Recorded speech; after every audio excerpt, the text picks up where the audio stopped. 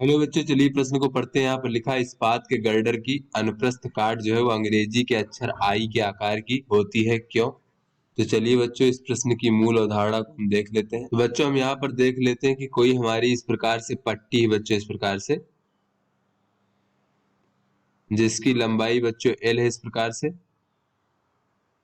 और इसकी जो चौड़ाई है बच्चों इस प्रकार से, ये चौड़ाई हमारी बी है बच्चों, और इसकी ऊंचाई जो है, ऊंचाई ये हमारी डी है, या फिर ये कह लें इसकी मोटाई जो है वो डी है।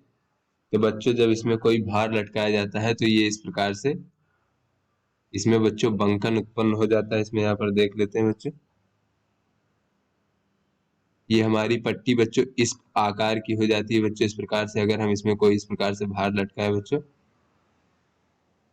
तो इस घटना को बच्चों हम बंकन कहते हैं। इस प्रकार से पट्टी में बंकन उत्पन्न हो गया बच्चों।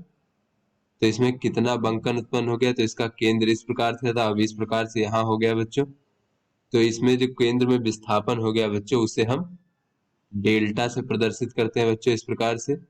और यही डेल्टा हमारा बंकन कहलाता है। इसका अगर हम मान देखें बच्चों, और ये भार हमारा अगर डब्लू है यहाँ पर, तो ये बंकन का मान डेल्टा बराबर होता है बच्चों डब्लू एल की घात 3 भागे 4 बी डी की घात 3, और वाई, वाई क्या है बच्चों, इस पट्टी के पदार्थ का यंग प्रत्यास्था गुणांक है।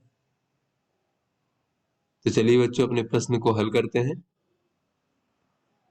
तो यहाँ पर बच्चों कहा जा रहा है कि इस्पात के गर्डर की अनुप्रस्थ काट जो है अंग्रेजी के अक्षर आई के आकार की होती है, क्यों? तो बच्चों इस्पात के जो गर्डर होते हैं, या फिर ये पुल के नीचे जो बच्चों लगते हैं खंभे हमारे इस्पात के, तो उनको अगर हम इस प्रकार से आई के आकार ना बना करके बच्चों, अगर हम इस प्रकार से बनाए, देखें इस पे, तो अगर बच्चों हम इस आकार के एकदम सीधा खंभा इस प्रकार से बनाते हैं बच्चों, तो जब इस पर जब भार पड़ेगा तो इसकी आकृति बच्चों कुछ इस प्रकार से हो जाएगी। इसमें जब बंकन हो जाएगा तो ये इस प्रकार से बच्चों इसकी आकृति हो जाएगी, इस प्रकार से बच्चों इसमें बंकन हो जाएगा। और बच्चों यहाँ से अगर हम देखें कि इसमें बंकन डेल्टा का मान कितना होगा बच्चों, बच्चों इसमें जो बंकन डेल्टा होगा बच्चों, इस डेल्टा इस प्रकार से हो जाएगा हमारा डेल्टा बराबर डब्लू एल की घात 3 होगा बच्चों इस प्रकार से, भागे 4 बी डी की घात 3 और वाई, जहां पे बच्चों एल क्या है, इसकी लंबाई बच्चों इस प्रकार से, और बी क्या है बच्चों, इसकी चौड़ाई है इस प्रकार से। अगर ये पुल की एक खंबे की चौड़ाई इस प्रकार से है बच्चों, तो ये बी इसकी चौड़ाई है,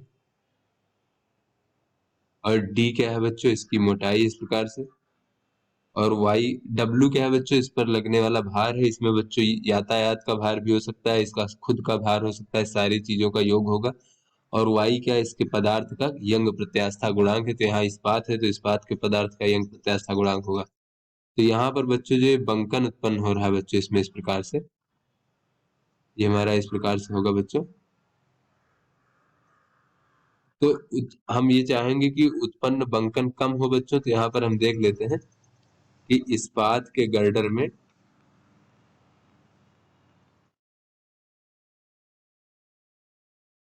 उत्पन्न होने वाले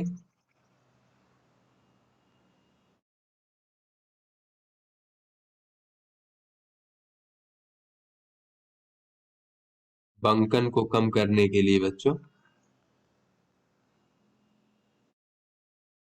बंकन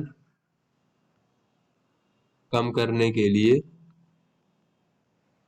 अगर बच्चों हम अपने बंकन के सूत्र से देखें बच्चों, तो ये बच्चों इसका भार है। तो बच्चों जो यातायात यहाँ पर हम देख लेते हैं, यातायात का भार या कुछ होगा बच्चों, तो ये डब्लू होगा इस प्रकार से, और इसका जो भार होगा, जो ये हमारा इस्पात का गर्डर होगा, इसका भी भार होगा।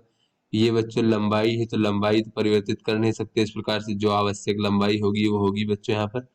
तो यहाँ पर बच्चों बी और डी में देखें बच्चों, तो यहाँ पर बी और डी की घात 3 के व्युत्क्रमानुपाती है बच्चों बंकन। तो यहाँ पर हम देख लेते हैं, ये जो हमारा बंकन है बच्चों इस प्रकार से, ये व्युत्क्रमानुपाती है किसके बच्चों, चौड़ाई के, इस प्रकार से।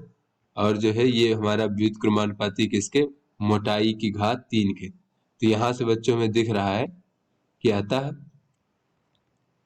जो बच्चों हमारा गर्डर है उसकी बच्चों चौड़ाई की अपेक्षा जो है,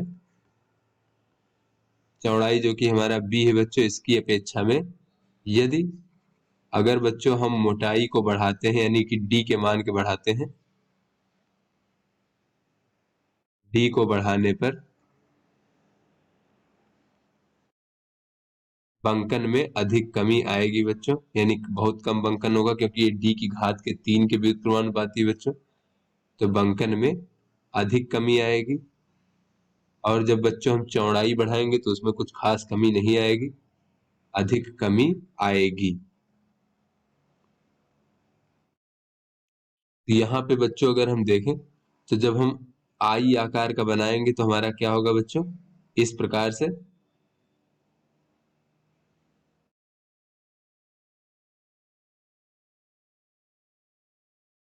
तो बच्चों इस प्रकार से जब हम आई आकार का बनाएंगे बच्चों इस प्रकार से,